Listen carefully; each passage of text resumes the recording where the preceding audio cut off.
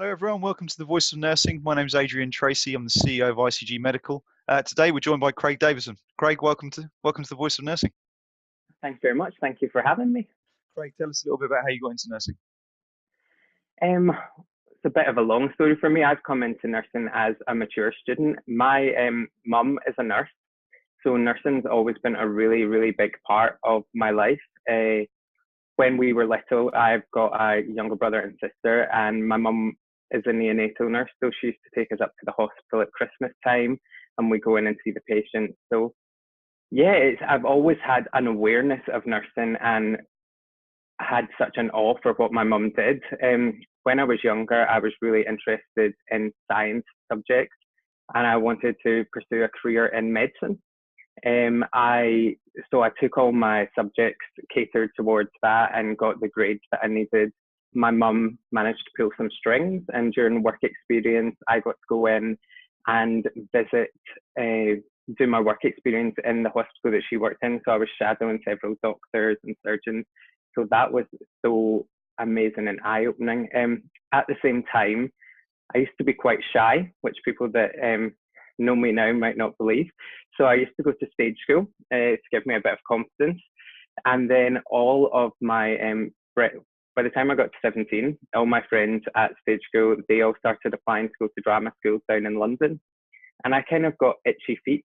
So at the same time that I was thinking of applying for medicine, I thought, do you know what, this is a once in a lifetime opportunity. So I went down to London, auditioned, and got into drama school. So I then moved down and lived in London from 18 to 30, and I worked as a professional actor. And then for various life reasons, I moved back home to Glasgow when I was 30 in November 2015. And I just had a bit of reflection about what it was that I wanted to do with my life. I volunteered for a while at a children's cancer charity called Click Sargent. And then I also volunteered as a nursing assistant at my local hospital, the Queen Elizabeth University Hospital in Glasgow. They've got a charity called Medicinema, and it allows the patients that are in hospital to go to an in-house cinema that we have and get out with the four walls of their hospital room. Yeah, if only it were a hotel. Out the four walls of their hospital room and go and see the most current releases. And it was when I got speaking to the nurses there and just seeing more about what they did that it really opened my eyes. I started speaking to my mum more about nursing, because when I came back, I initially thought that I would look at applying to do medicine again. And at this point, I was 30, and I looked into the nursing role more. And since I had first known about nursing, it's evolved so much. There's clinical nurse specialist roles and advanced nurse practitioner roles. The nursing role is becoming much more autonomous, and that was just something that really, really interested me. So I applied to go to university, but because I was a bit older, my hires, which is our Scottish equivalent of A-levels, they didn't mean anything anymore, and my previous degree was out of date. So I had to go back to college to prove that I could still study at a higher academic level. So I did a HNC in Care and Administrative Practice at Glasgow Clyde College. And then I applied to Glasgow Caledonian University as part of their wider access programme. And I managed to articulate directly into second year. So I went straight into second year of the BSc nursing programme to study adult nursing. And yeah, that was the start of that chapter, and it's just been all-encompassing. I've really thrown myself into it. I was class rep and have gone on to be departmental rep for the Department of Health, the Department of Nursing and Community Health. I then got very actively involved with the RCN. When I was in my second year, I became the Scottish rep on the Royal College of Nursing Student Committee. And then this year, in my third year, I'm now chair of that committee. So yeah, I've kind of taken nursing for everything that it's got to offer, and it's really helped me find a part of me. Like, going into nursing and everything I've learned about it has made me a better person, and it really has brought a lot to me. And I think coming coming to it as a mature student, I just have so many life skills, and you would think there aren't that many similarities between acting and nursing, but I've found I've had a huge amount of transferable skills to bring to them, and also the life experience that I've been through. Like, I wouldn't be able to be the nurse that I am now if I'd gone into it at 18. So I'm very excited about the future, and I've actually now been given a place to do on the honours course. So I'll get my PIN and finish with my peers and become a registered nurse if I pass my management placement in September. But I'm staying on to do my dissertation and to do my 4th year next year. So I'll be applying for a job April next year, and then we shall see what happens. I was going to say, we'll publish a video for your interview CV to get you some jobs. I'm sure you won't need any help. Yeah, we'll see. Oh, well, no. I think it'll just depend where jobs are available. I know where I would like to go into. I very much have, like, I've set myself a 2-year goal, 5-year goal, 10-year goal, 15-year goal. But life, you've got to be ready. If I've learned anything getting to the age of 34, it's life will throw you curveballs and you have to move with them. But I have a plan for where I'd like to be, so we'll see if it goes that way. Tell us a little bit about, going back to university as a mature student. We obviously hear a little about funding, one of the challenges with that. And, you mentioned some of the examples of those transferable skills. It'd be good just to hear about that, for people who are maybe thinking of a second career in nursing. Yeah, definitely. Well, I'm very fortunate in Scotland that we have kept the nursing bursary. And that's actually been elevated. This year, it goes up to £8,100 a year. And then for the students starting in 2020, it goes up to 10,000. So I'm hugely grateful to the Scottish Government and to our Chief Nursing Officer, Fiona McQueen, who's really fought for that in Scotland. So that's been great. However, it's still not a living wage. And nursing is it's a very unique degree. We have 2,300 theory hours and 2,300 placement hours.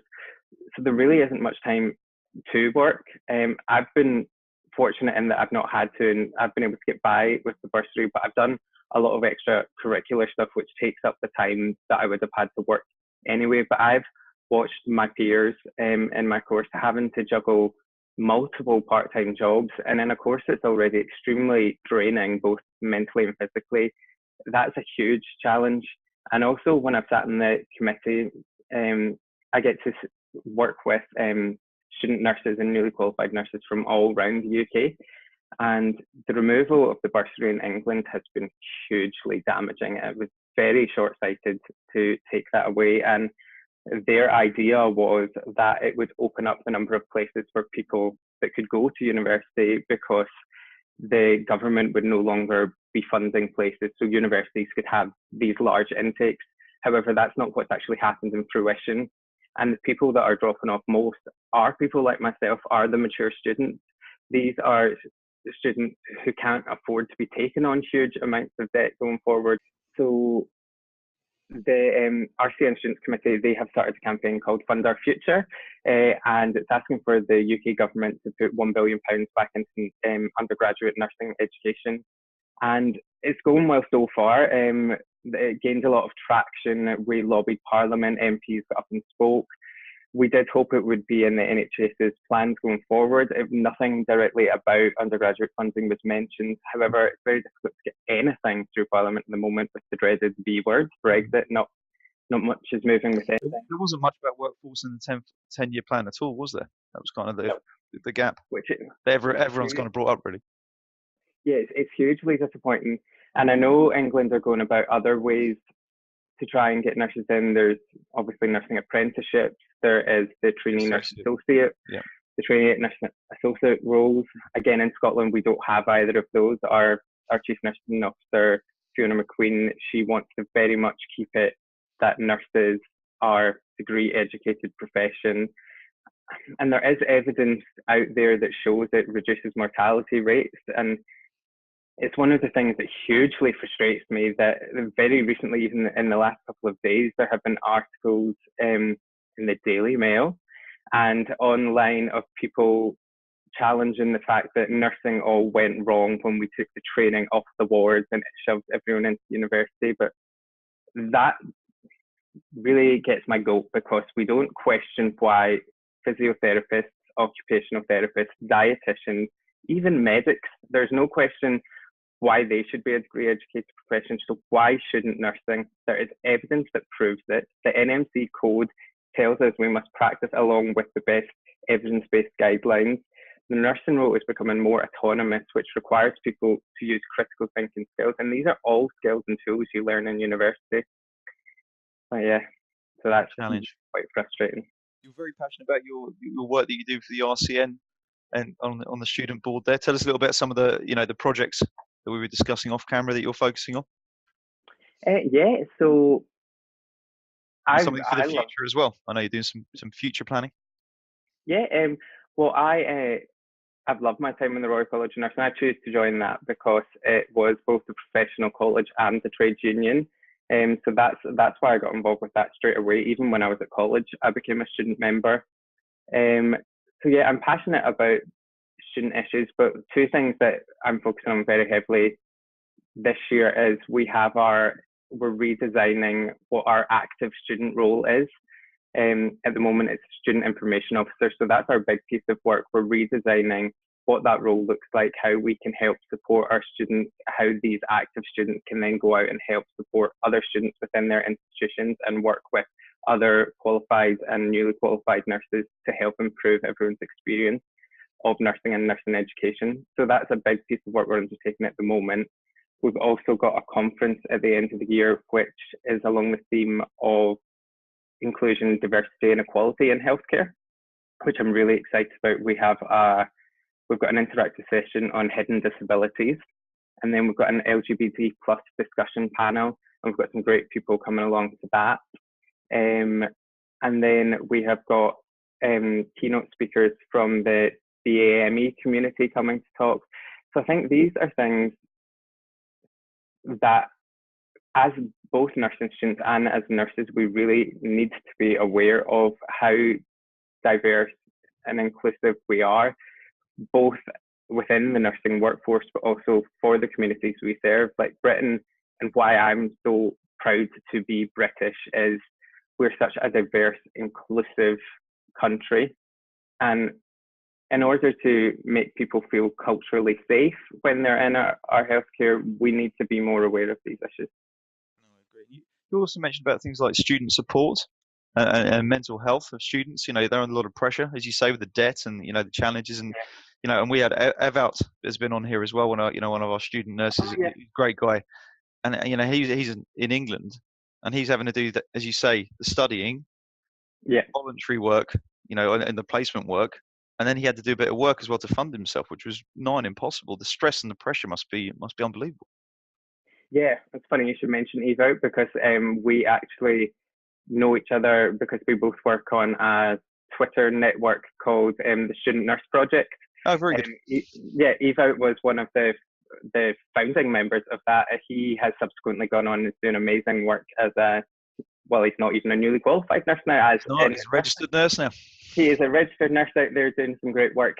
So I am now one of the curators on that. And both the Student Nurse Project and We Student Nurses, they're two big networks of student nurses online on the Twitter community. And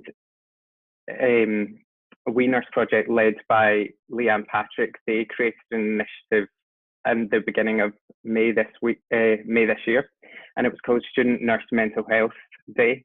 And it was really highlighting and bringing attention to all the challenges that student nurses face. And it is like the stuff you've mentioned. It's a hugely demanding, grueling degree. And with extra pressures like placement, academics, having to work, so many people, like my best friend is raising a family. I know other people who have catering responsibilities. These are huge undertakings. And I don't think we always have the mental health support that we have in place. People also use buzzwords like resilience. And to me, I understand resilience, but I feel like it has totally become a buzzword and lost any actual sense of what that word means. Resilience for me should be you experience a situation and then you go back, you reflect on it, and you develop your skills of how you could deal better with that situation going forward, or how you can use that experience for when you go into another, and how basically developing. But now resilience is basically a suit of armor that you have to wear to get through your course, to get through the day. This isn't just for student nurses, this is for nurses as well. You're just supposed to suck it up, and it's a badge of pride, and you just plow through, and it doesn't work. Like, so we need to be looking burnout at rates are flying, aren't they? You know, and people are leaving the profession, and that's worldwide. Australia, people are leaving it because it's, you know, as you say, the badge of honor. You know, I think we've had some of the more mature nurses come on, and they've been saying, well, you know, the jokes about not getting a break, not getting lunch, not even being able to go to the toilet, but it's not right. I know, but it's so silly and so infuriating. Like, we shouldn't be, like, it's not healthy. Like, and how, if we as nurses can't look after ourselves, how can we look after other people? Mm-hmm. But we've had, you know, someone, a friend of yours, or a big fan. You know, you're a big fan of Teresa Trim was on here. Yes, I am. Talking about being, you know, nurses being healthy, so then they're healthy to practice. You know, and mental health is a big part of that. And, you know, as you say, the physical health of being able to eat properly, and, you know, being in a healthy nature themselves to then look after patients. Yeah, for me, obviously physical health is ultimately an important thing. We all need physical health. For me, my huge passion is advocating for mental health support, because it is it's hugely demanding for anyone, this role. And I have had a poor mental health experience myself before I came into nursing. I was quite ill when I lived in London, and ended up being an inpatient in hospital, and that actually gave me quite a big insight into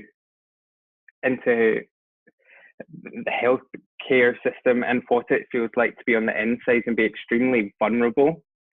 So now, as a nurse, I've been able to take that feeling, and it's something that I take forward into my practice. So I'm always very aware of the mental health of my patient as well as the physical, because they're so intertwined. You can't separate them, and there's still a huge disparity and stigma attached to poor mental health as opposed to poor physical health.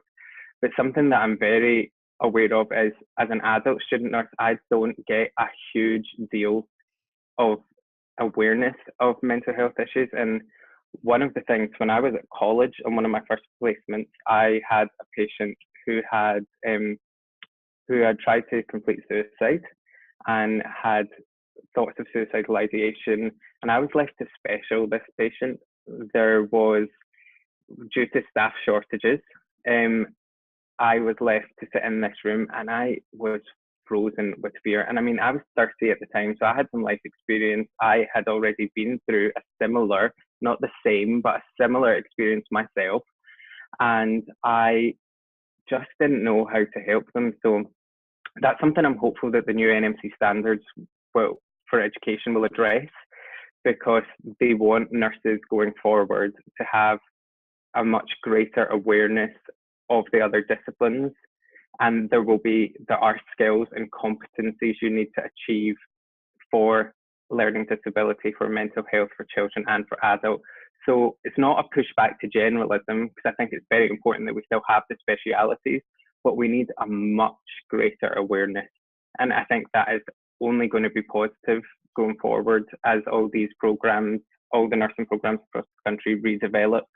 And they have the new students coming in. I think in England, they start rolling them out this year. In Scotland, I know we're rolling them out in 2020. And that's hugely important, especially not just for mental health, but for learning disability, patients with learning disabilities.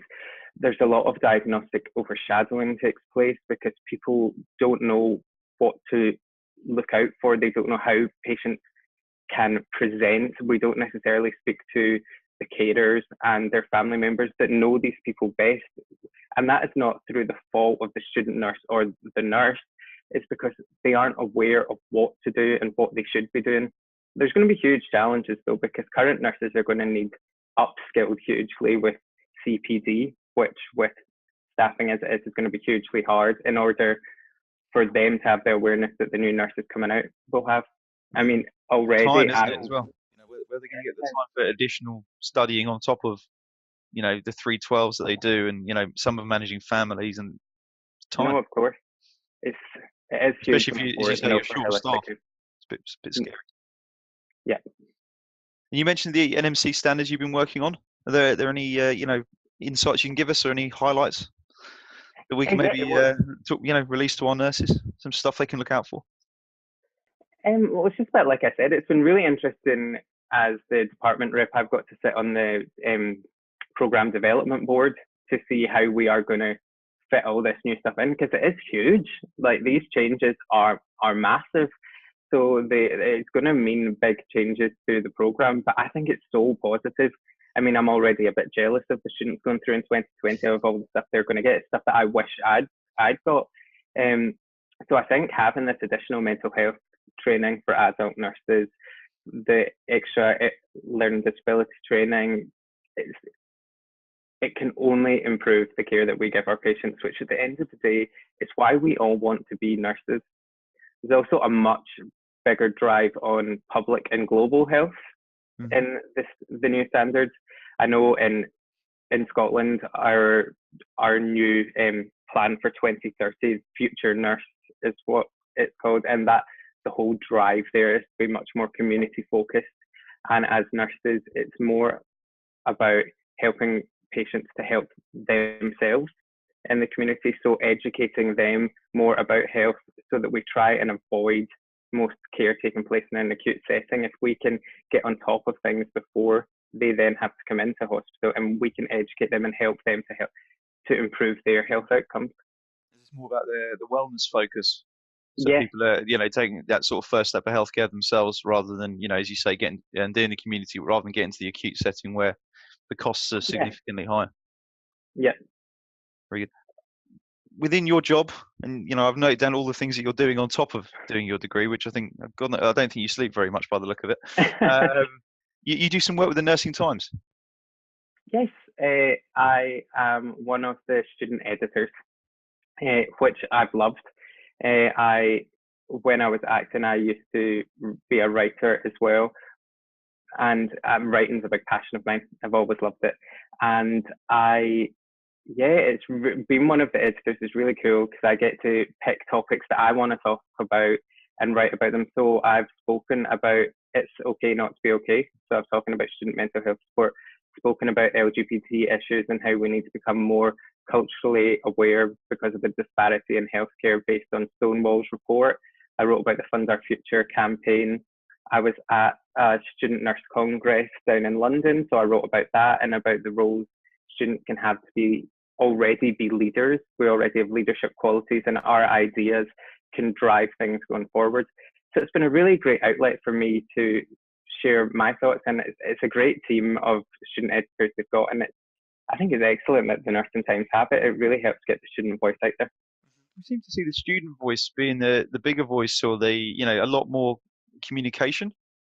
Like the younger nurses coming through seem to be very much more vocal, a lot on Twitter, as we know, but talking about the different, but also very much more collaborative. Well, not much more collaborative, but very collaborative about, the Academy of Fab NHS stuff, Teresa with the wee nurses, there just seems to be a lot more, I think sharing of great ideas, really. I think our generation are much more technologically aware. So social media has been a huge thing, and people can network really great. Like Twitter has been, I would recommend any student nurse or any nurse gets on Twitter, because for me, that has opened a million doors.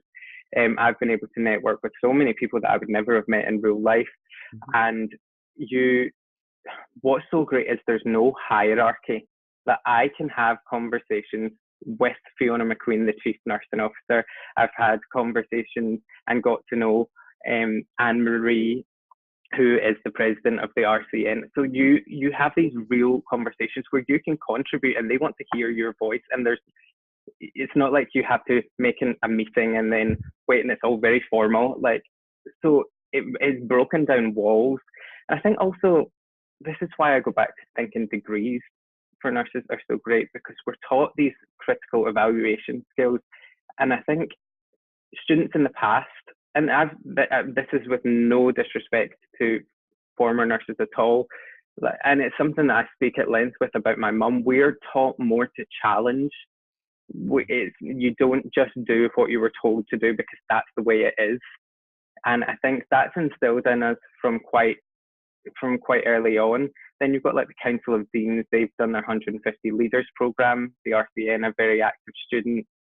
And there are things like the Student Nurse Project and We Student Nurses, which are actively encouraging and led by students, talking about issues that matter to them and health issues that matter to them. So I think you've got a generation who are very engaged, but who are also dealing with the real-time challenge, are coming into the profession with the real-time challenges we're facing at the moment. Like, we're going in at a time where staffing's at the worst it's ever been, where people are really upset about pay, where the NHS is busting at its seams because people are living longer, people are living with so many comorbidities. So there is that huge drive to move things public health and community way so that the NHS, which is amazing, can continue to thrive and survive. So we're coming in when things are pretty challenging, if we're honest, in healthcare. And we're going to have to find these creative solutions. And it's going to be our generation that hopefully live through and can shape and improve things. You mentioned about Twitter. It'd be good to know what are the sort of top 3 Twitter accounts that you follow or you'd recommend for nurses? For student nurses, apart from the I voice would, nursing, obviously, that's that's a given. of course. Well, for student nurses, I would say to follow the Student Nurse Project, We Student Nurse, and RCN students. There's 3 great ones, and then through them, the material that they tweet, you would then get linked into other people that are really influential. But if I had to pick 3, I would pick those 3. But yeah, there's so many. There's too many to follow. Like, I follow like 2,600 people, so to ask to pick 3, that's quite difficult. We've got 3. We've got 3. And talk me through your award that you got from Glasgow University this year. It was adult. What was it? The Salford-sponsored Student Nurse of the Year award from Glasgow University. And that was actually from Glasgow Caledonian University put me forward for it, but that was the Nursing Times Awards, the Student Nursing Times Awards, I think. Yeah. Yeah, so that was a huge surprise and honour. Like, I was finally sunk in now. I was asked by my university to put myself forward for it. I really didn't want to, because it's just, for me, I just felt a bit uncomfortable because I've done all these things, not because I think I'm anything special, but because I've wanted to improve things for student nurses and for nurses. But they were like, stop being so modest, just put yourself forward and see what happens. So I put myself forward and went for the interview, and the interview was intense. So that was 4 people who basically, they just asked me lots of questions about what my nursing journey has been like, challenges that I've faced, things that I've done that they think have been positive. And then I went along the day and didn't expect it at all. So I was gobsmacked, and it was great. And yeah, it's a great thing to have, and it was a nice little boost to come back and then sit my last 2 exams and my essay. So that gave me a bit of spark, but it's, I guess, what you do next with it. Mm-hmm. So I've now been invited with that to go and speak at the Nursing Times Career Fair this coming Saturday to other student nurses about what to expect when you go for interviews, and about things to ask for preceptorship, and about my journey through nursing. So I think it's about using the platform to try and improve things more. I mean, it's lovely to have, and I'll always have that, but it's about what comes next for me. You made the 100 outstanding nurses list for We Nurses, which is pretty impressive. You know, if there are only 3 student nurses on there. Yeah, Leanne Patrick was one of them who kicked off the Student Nurse Mental Health Day. So I'm also, as a peer, I'm hugely in awe of the work Leanne does. So yeah, that was kind of shocking to be one of 3 nominated for that, especially because that was all nominated by people on Twitter. So thankfully I didn't have to go through an interview for that. So yeah, that was really nice, and that was a lovely way to start this year. Good. And you got also a role as a school officer in the Department Uh, of Nursing and Community Health. yes, so that's within Glasgow Caledonian. So I work with the the Department of Nursing and Community Health, and I work with all the class reps from across all the different courses. I work with the head of department and the head of school, just about the issues facing student nurses and nursing education within our university.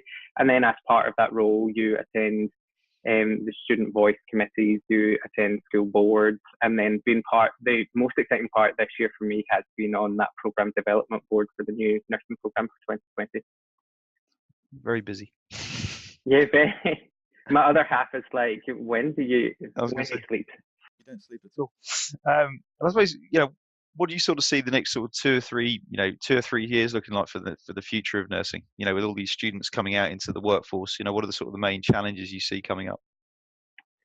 Main challenge for me is safe staffing, because a lot of these changes coming out are like the new Nmc standards coming in. We've got massive changes whereby we don't have mentors and sign-off mentors anymore. You're going to have supervisors, assessors, and academic assessors. So that's a huge change. So nurses are going to need the time to learn how that is all going to work.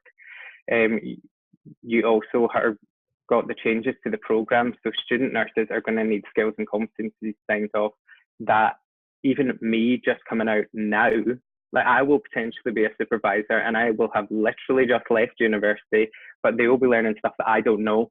So where do we find time for the nurses who are going to be these supervisors and assessors to learn all this extra material to be able to help support the students? So that's one element of safe staffing, but safe staffing also, it will help ultimately help patients. We need nurses and we need a nursing workforce that has the right skill mix of people and the right ratios of people, patients to staff, in order to deliver safe and effective care. But also it protects nurses. It will hopefully help against mental health issues and against physical health issues, because people are working to the bone. People then go off sick. That then makes things worse.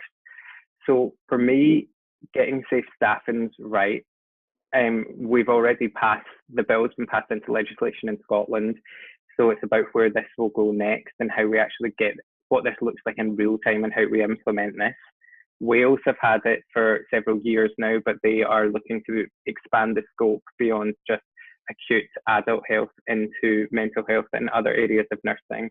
I know they're campaigning very hard for it in England, and it's very difficult for our peers in Northern Ireland because currently they don't have a government.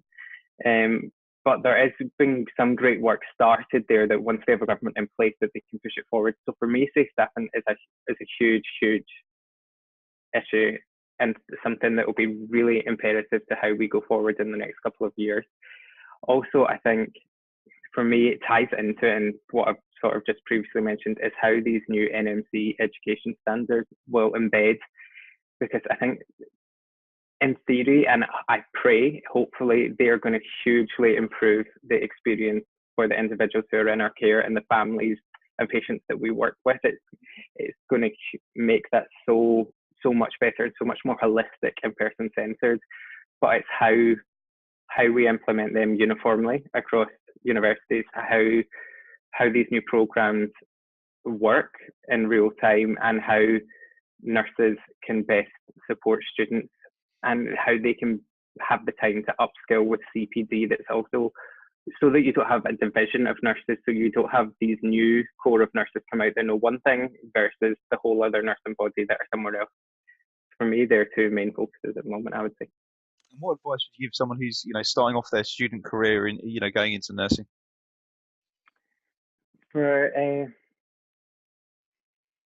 I would say for me, embrace any extra opportunities that you can. For me, that's really helped shape my nursing journey and given me so many extra elements to it. Obviously, not everyone has the time. People do have families, people do have caring responsibilities, and you shouldn't feel guilty if that's something that you can't take on. But I think just really remember each day when it's a hard day why you chose to do this. Everyone's gone into nursing for their own specific reason, and it is going to be hard. And attrition rates at universities still aren't great. We still have people come into the course and drop out. So I think go into it with the awareness that yes, it is going to be challenging, but know that it's okay not to be okay, and there are places to reach out and support with. Make good relationships with your personal tutors or your academic advisors. Make sure when you're on placement, you've got good relationships with, well, for future nursing students, it'll be your supervisors and your assessors. So make sure you have good relationships there, and know that you're never alone. There's always people there to support you. I think what we can sometimes get ourselves consumed with is that people are there to try and trip us up, or to try and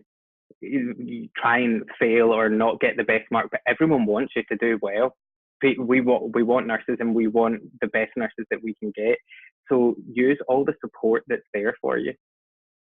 Fantastic. And I was going to say, what do you do in your free time? But do you have any?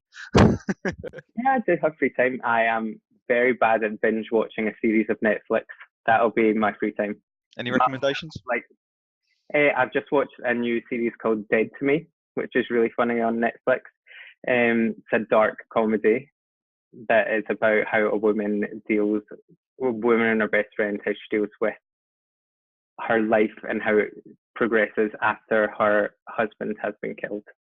But it's full of twists and turns, and it's really wickedly funny. I was going to say comedy. It is. No, it's got Christina Applegate, and it's very funny. Very good. And what message would you like to share with our nurses today? I think all nurses are incredible. I'm hugely in awe. I'm in awe every day of the student nurses I work with for the commitment that they've given. I'm hugely in awe of the nurses that I've worked with. Every mentor I've learned stuff from, every nurse that I've worked with, every healthcare support worker, and just remember that you're doing such an awesome job. But always remember to use your voice to fight to improve things. The second that we stop fighting to make things better, both for the profession, but also for those that we look after, then we've given in. And I always think, I'm quite political for anyone that follows me on Twitter. I always think as soon as we stop fighting and we stop having an opinion and we've got nothing to say, then we can't really complain about what happens to us. If we become really subservient and compliant and just bury our head in the sand. And yeah, it's challenging to put your head above the parapet, and it's challenging to come out and say things, but it's all about how you say them and how you address them. And if you provide creative solutions rather than just point out problems, and you use your voice to improve things. But remember that you're awesome, and nursing is it's such a brilliant career. And like I say, it's totally made me a better person getting into this. And I think there's a reason that we're number one trusted profession. Great. Thank you so much for your time today. Thank you, too.